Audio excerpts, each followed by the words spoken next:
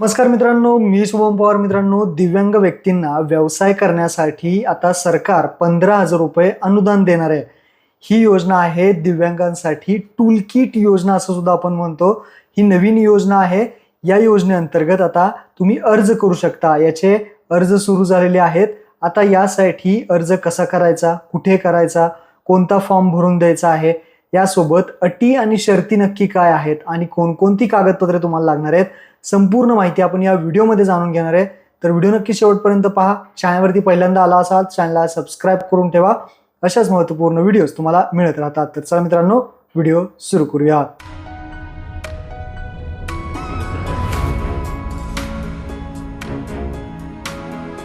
तर मित्रांनो, तुम्ही पाहू शकता दिव्यांग व्यक्तींना स्वयंरोजगारकरिता साधन सामग्री म्हणजे टूल किट घेण्यासाठी वित्तीय सहाय्य. आता यामध्ये हा GR जो काढण्यात आला आहे तो 28 फेब्रुवारी 2026 रोजी हा GR आलेला आहे.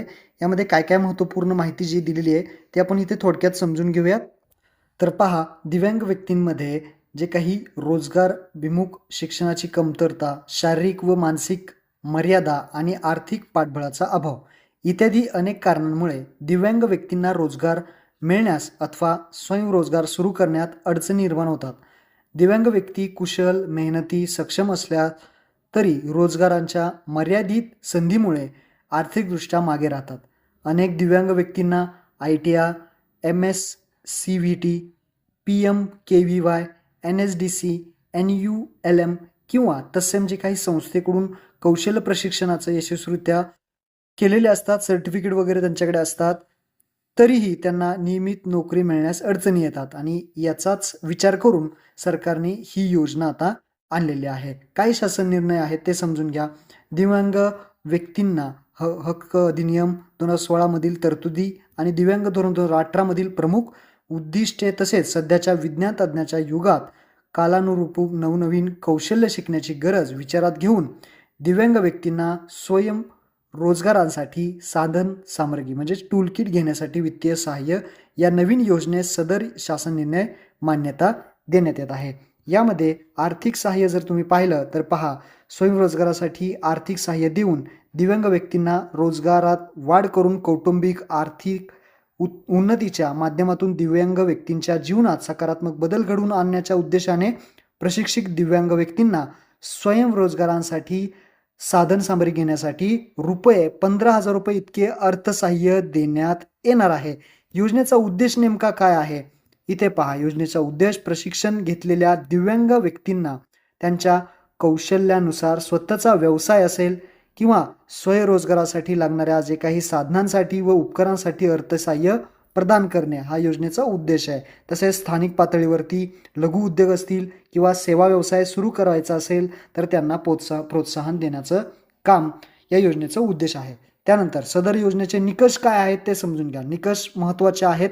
कोणकोणत्या यासाठी पात्र राहील, अटी काय आहेत, कागदपत्रे, तर हे महत्त्वाचं आहे. तर ही योजना दिव्यांगत्वाच्या सर्व प्रकारांसाठी लागू आहे. तुम्ही कुठल्याही दिव्यांगाच्या कॅटेगरी येत असवा तुमच्यासाठी लागू आहे. परंतु आता पहा, अर्जदाराचे जे काही लाभार्थी आहे, जो अर्जदार अपंग व्यक्ती आहे, दिव्यांग व्यक्ती आहे, तो 18 वर्षापेक्षा कमी नसावे.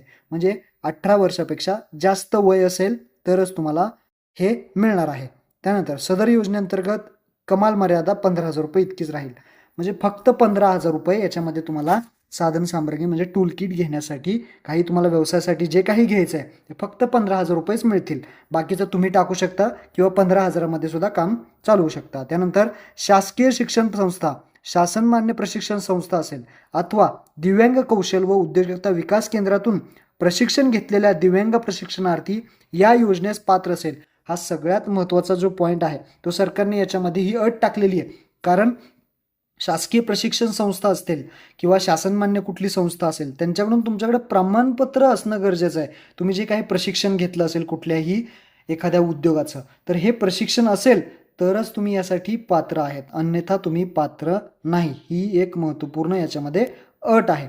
त्यानंतर प्रशिक्षण दिव्यांग महिलांना प्राधान्य देण्यात येईल. तर ह्याच्यामध्ये दिव्यांग, तर लक्षात ठेवा महिलांना इथे अगोदर प्राधान्य आहे. त्यानंतर लाभार्थ्यास मंजूर केलेले आर्थिक सहाय्य त्याने प्रशिक्षण घेतलेल्या व्यवसायासाठी लागणाऱ्या टूलकिटसाठीच असणार आहे. जे काही प्रशिक्षण घेतलेले व्यवसाय आहे त्या जे काही प्रशिक्षणाचं प्रमाणपत्र असेल, जे काही व्यवसायाचं प्रमाणपत्र असेल तुमच्याकडे प्रशिक्षण घेतलेलं, त्याच टूलकिटसाठीच हे ते प्राधान्य तुम्हाला साधनसामग्री जे काही अनुदान आहे ते याचसाठी तुम्हाला मिळणार आहे. त्यानंतर आता अर्ज करायचा आहे तुम्हाला आणि या अर्जासोबत तुम्हाला कोणकोणती कागदपत्रे जोडायची आहेत ते समजून घ्या. तर लाभार्थ्यांनी सादर करायची कागदपत्रे पुढीलप्रमाणे: विहित नमुन्यातील अर्ज. हा जो अर्ज आहे तो मी तुम्हाला डिस्क्रिप्शनमध्ये दिला आहे. तो अर्ज तुम्हाला प्रिंट करून घ्यायचा आहे. तो प्रिंट करून त्याच्यावरती सगळी माहिती भरायची आहे. तो झाला नमुन्यातील अर्ज. अर्ज झाला. त्यानंतर आधार संलग्न वैध ओळखपत्र म्हणजे UDID दिव्यांग प्रमाणपत्र. जे काही UDID प्रमाणपत्र आहे ते इथे लागणार आहे.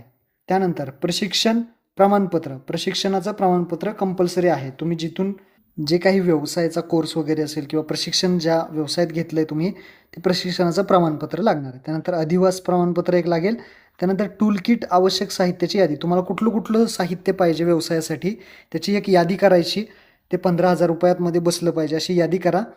ते तुम्हाला यासोबत जोडायचे. त्यानंतर आधार संलग्न बँक खात्याचा तपशील. बँकेचं जे काही पासबुक असेल ते इथे लागणार आहे. त्यानंतर अजून पहा काय काय महत्त्वपूर्ण माहिती दिली आहे.